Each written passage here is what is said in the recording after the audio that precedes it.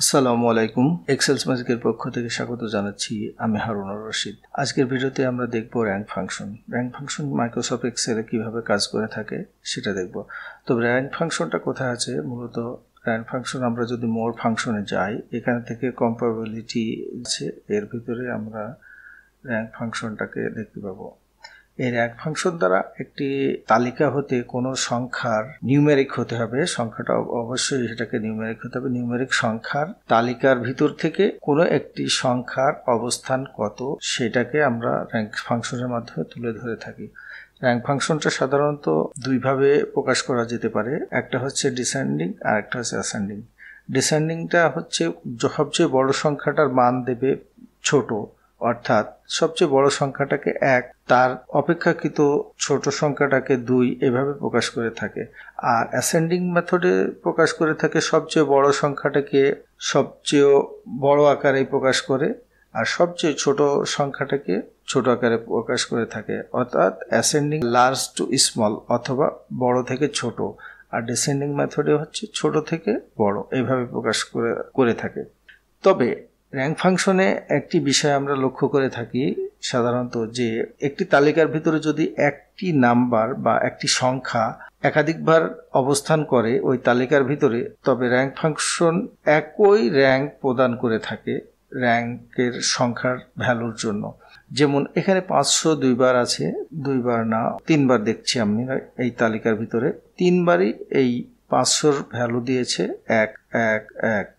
আবার যখন আমি অ্যাসেন্ডিং মেথডে দেখাচ্ছি তখন এই 500 ভ্যালু 3বারই 12 দেখাচ্ছে। তাহলে এখানে 14টি সংখ্যা আছে, এই 14টি সংখ্যার জন্য 14টি আলাদা আলাদা ভ্যালু দেওয়ার দরকার ছিল, কিন্তু আলাদা আলাদা ভ্যালু না দিয়ে যে সংখ্যাটি একাধিকবার এসেছে তার জন্য নির্দিষ্ট র্যাঙ্কই একাধিকবার প্রদান করেছে। এই সমস্যাটা কিভাবে সমাধান করা যায় সেটাও আমরা দেখব পরবর্তীতে। যে প্রথমে যে সংখ্যাটা থাকবে সেই সংখ্যাটার ডিসেন্ডিং মেথডে সেটা সর্বাপেক্ষা কম র্যাঙ্ক দিবে, তারপরে যদি আবার কোথাও সেই একই সংখ্যা থেকে থাকে তবে পরবর্তী র্যাঙ্কটা তার জন্য দিবে, এইভাবে। আবার যদি অ্যাসেন্ডিং মেথডে যাই, ওটা বললাম আমি ডিসেন্ডিং মেথডের ক্ষেত্রে, অ্যাসেন্ডিং মেথডে যদি যাই সেটার সবচেয়ে বড় নাম্বারটার জন্য সবচেয়ে বড় র্যাঙ্কটা প্রদান করবে, তারপরে যদি ওই নাম্বারটা আবার থাকে তার জন্য তারপরের র্যাঙ্কটা প্রদান করবে, এভাবে আর কি। তো আমরা প্র্যাকটিক্যালি একটু দেখে আসি, আমরা এখানে কাজটা করে দেখাই।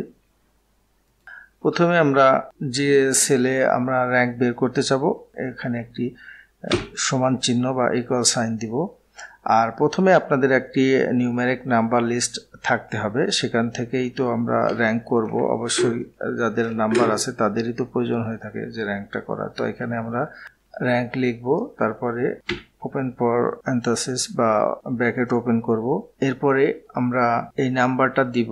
আমরা এই নাম্বারটার র্যাঙ্ক খুঁজে বের করব। কোথা থেকে খুঁজে বের করব? এই রেফারেন্স তালিকাতে, এখান থেকে।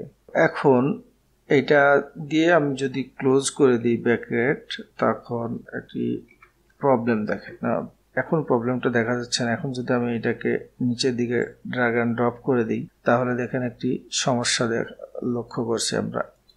আমি এখানে A2 থেকে A15 পর্যন্ত নিয়েছিলাম, কিন্তু এখানে দেখেন A15 থেকে A28। তো এই সমস্যাটা যেন না হয় এই জন্য এটাকে আমাদের রিলেটিভ সেল রেফারেন্স থেকে অ্যাবসোলিউট সেল রেফারেন্স করে দিতে হবে। অ্যাবসোলিউট সেল রেফারেন্স করার জন্য কিবোর্ডের F4 বাটন বা ফাংশন কি F4 প্রেস করলাম, করার পরে দেখেন কলাম এ কলাম এবং রো 2, এর আগে দুইটার আগে ডলার সাইন এসছে, এখানেও এর আগে ডলার সাইন এসছে, 15 এর আগে ডলার সাইন এসছে।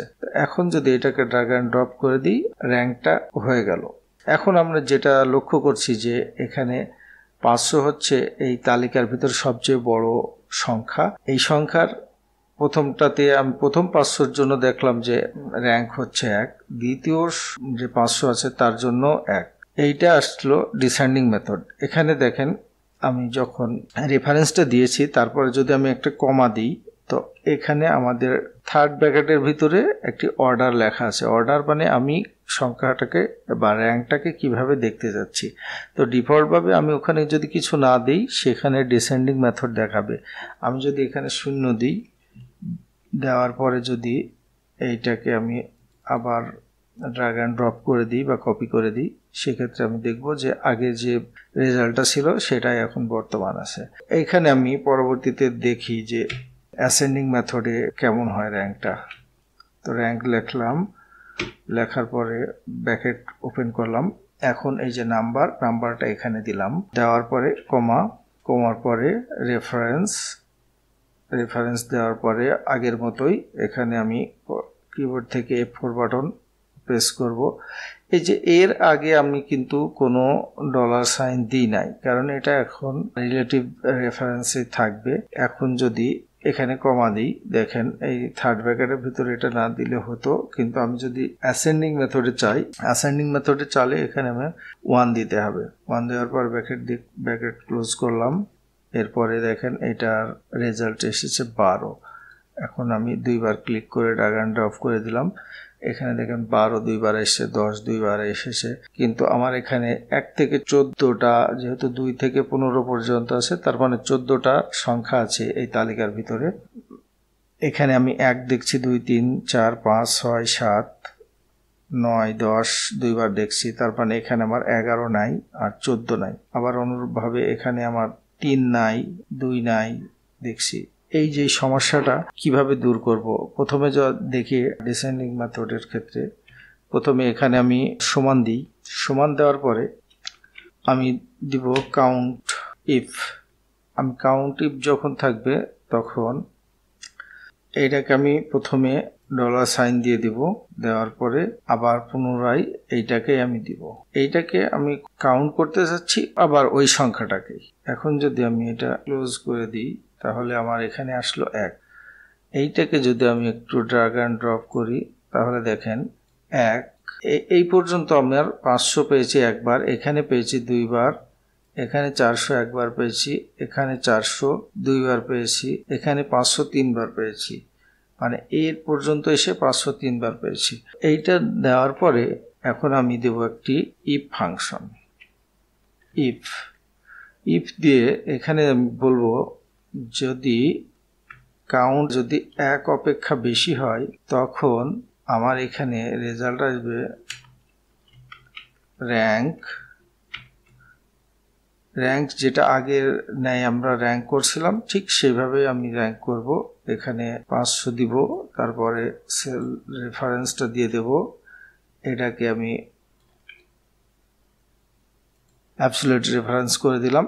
এখন যদি ডিসেন্ডিং মেথড 0 দিয়ে দিলাম, দেওয়ার পরে যেটা করতে হবে, যদি 1-এর বেশি হয় তখন আমার এই র্যাঙ্কের সাথে যেটা করবে এই কাউন্ট ইফের রেজাল্টটা যোগ করবে। আর যদি 1-এর বেশি না হয়, যদি এটা কন্ডিশনটা যদি ফলস হয়, তাহলে এই র্যাঙ্কই আমাকে ফেরত দিবে। তাহলে এখন ব্র্যাকেট ক্লোজ করে দিলাম।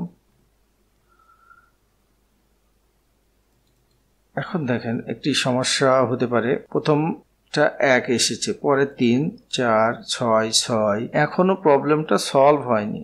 এর কারণ হচ্ছে আমি দিয়েছি যে কাউন্ট সংখ্যা, এখানে এসে 2 বার 500 পেয়েছে। এখানে কাউন্টটাকে যদি আমি দেখি যে এখানে কাউন্টের রেজাল্ট কি দাঁড়ায়, কাউন্ট ইফ, তাহলে এখানে আসবে 2। তাহলে 1-এর সাথে 2 যোগ করে 3 হয়ে গেছে। তো এই জন্য আমার এখানে সবসময় -1 দিয়ে দিব।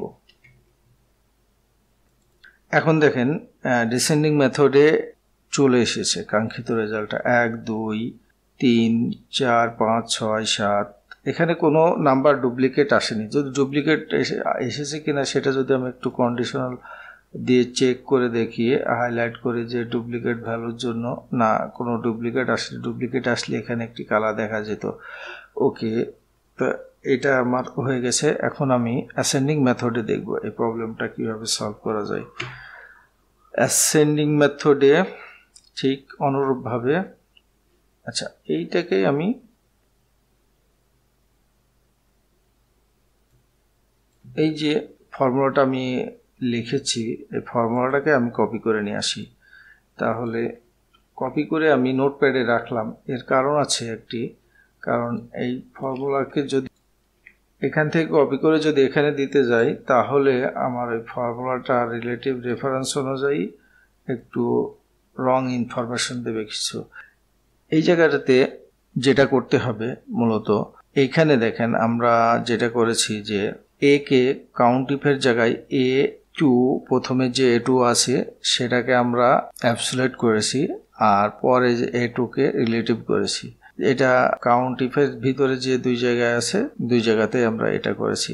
এখন আমাদের যেটা করতে হবে কাউন্ট ইফের এই যে প্রথমে যে A2 আছে এটাকে আমাদের রিলেটিভ রেফারেন্স করে দিতে হবে আর এখানে থাকবে A15।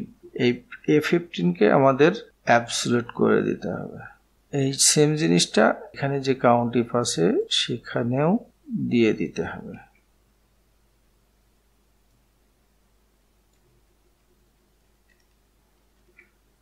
দেওয়ার পরে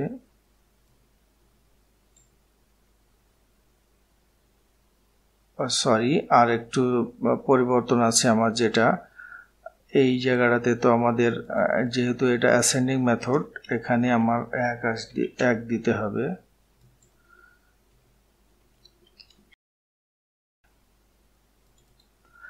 এখন অ্যাসেন্ডিং মেথডে দিয়ে দিলাম। এই যে এখানে A2 এবং A15 দেওয়ার কারণ হচ্ছে প্রথমে আমার কাউন্ট করবে এই 500 থেকে এই -100 পর্যন্ত, এর ভিতরে A2 মানে এই 500 কতবার আছে, 3 বার বা 4 বার যাই হোক সেই সংখ্যাটা পেয়ে গেল। পেয়ে যাওয়ার পরে সেটা যেহেতু 1-এর চেয়ে অধিক মোর দেন, ঠিক আছে, সেটাও পেয়ে গেছে। তো র্যাঙ্ক করলো এখানে এই যে এটা পেয়েছে 12 থেকে এখানে যেহেতু 503 বার আছে 3 যোগ করলো 12-র সাথে, এই যে কাউন্ট এটার রেজাল্ট হবে 3। দেখেন আমি F9 দিয়ে চেক করে দেখাচ্ছে 3। এখন 12-র সাথে 3 যোগ করলে হয়ে যায় 15 থেকে 1 বাদ দিয়ে দিল, তাহলে থাকলো 14। রেজাল্ট এখানে 14, ঠিক আছে। এরপরে এই যে 500 আছে দেখেন এইখানে যখন আমি দিচ্ছি তো কাউন্ট ইফে A3 থেকে A3 থেকে A15 এর ভিতরেই কাউন্ট করছে। এই 500 কিন্তু বাদ পড়ে গেছে, দেখেন আমার এই রেফারেন্সের ভিতরে এখানে নাই, A15 নাই। ওকে, A15 না থাকার কারণে এই 500 আছে 1টা 2টা, 2 যোগ করবে আপনার এই 12-র সাথে, তাহলে হবে 14 থেকে 1 বাদ দিল তাহলে 13। এভাবেই এই র্যাঙ্ক ফাংশনটা অ্যাসেন্ডিং ডিসেন্ডিং সম্পূর্ণভাবেই কাজ করবে। এই প্রবলেমটা সাধারণত হয়ে থাকে পরীক্ষার রেজাল্ট তৈরির ক্ষেত্রে বা মেধাক্রম নির্বাচনের ক্ষেত্রে কোনো ক্লাসের। তো সেই প্রবলেমটা এখান থেকে সলভ হবে ইনশাল্লাহ, আশা করছি। ধন্যবাদ ভিডিওটি সম্পূর্ণ দেখার জন্য। আর ভিডিওটা যদি ভালো লেগে থাকে তবে আমার চ্যানেলটাকে সাবস্ক্রাইব করবেন। পরবর্তীতে আরও শিক্ষণীয় ভিডিও আমার চ্যানেলে আসবে ইনশাল্লাহ। ধন্যবাদ সবাইকে।